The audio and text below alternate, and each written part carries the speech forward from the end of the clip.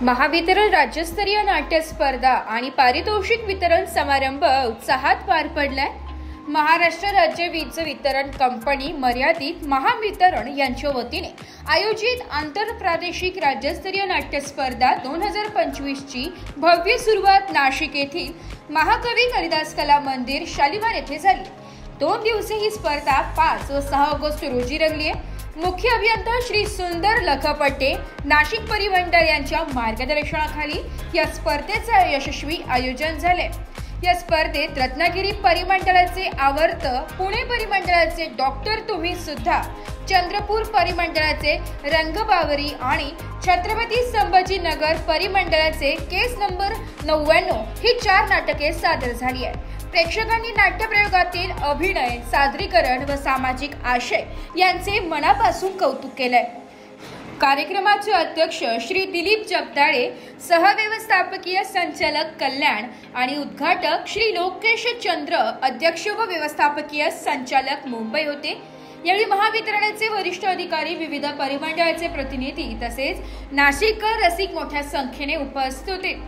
कार्यक्रम यशस्वी करण्यासाठी चेतन गाडे, योगेश निकम, काळू माने, श्रीथुल सायनेकर साहेब आणि किरण जाधव यांनी विशेष मेहनत घेतली आहे। स्पर्धेचा समारोप 6 ऑगस्ट रोजी पारितोषिक वितरण समारंभाने झाला।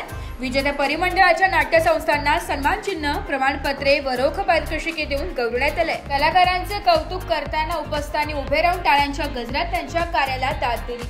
ब्युरो रिपोर्ट, नाशिक लोकशाही। स्पर्धेचं आयोजन करत असताना आमची नाशिकची जी टीम आहे ही आपल्या सर्व मुख्य कार्यालयाचे अधिकारी तसंच आपल्या आदरणीय JMD साहेब यांच्या मार्गदर्शनाखाली जे टीमवर्क केलं ते आम्ही चांगल्या प्रकारे करायचा प्रयत्न केलेला आहे। कदाचित याच्यामध्ये काही त्रुटी राहिलेल्या असू शकतील, तर त्यामुळं जर काही त्रुटी राहिलेल्या असतील तर त्या समजून घ्याव्यात, त्याबद्दल आम्ही दिलगिरी व्यक्त करतो। आपल्या दररोजच्या धकाधकीच्या जॉबमध्ये असताना सुद्धा आपण जे कर्मचारी, अधिकारी या नाटकासाठी आपण प्रयत्न करतो आणि साहेब याच्यासाठी आपण फारसा वेळ पण देत नाही त्यांना, आणि तसं जर पाहिलं तर अतिशय म्हणजे प्रोफेशनल पातळीवर होतात एवढी चांगली नाट्यकृती आपल्या लोकांनी सादर केलेली आहे। त्यासोबत हे करत असताना भोजन व्यवस्था विशेषतः आपल्याला ज्यांनी दिलेली आहे, साधारण जे फीडबॅक मिळाले त्यामध्ये चांगल्या प्रकारचे फीडबॅक मिळाले। त्यांनी सुद्धा म्हणजे आमचं जे आयोजन आहे ते चांगलं होण्यासाठी प्रयत्न केले।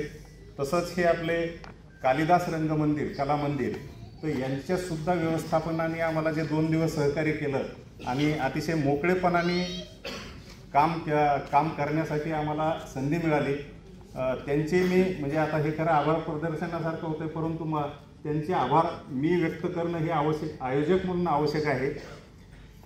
बाकीचं जे आहेत, काल जसं मी उद्घाटनाच्या वेळेस बोललो तसं परीक्षक जे आहेत हे अतिशय निपक्षपातीपणे त्यांनी त्यांचं काम केलेलं आहे। त्यामुळं कुठल्याही संघाने त्या बाबतीत कदाचित त्यांना असं वाटेल की आमचं चांगलं झालं होतं किंवा आम्हाला बक्षीस मिळायला पाहिजे होतं, तर यामध्ये कुठल्याही प्रकारची शंका मनामध्ये आणू नये।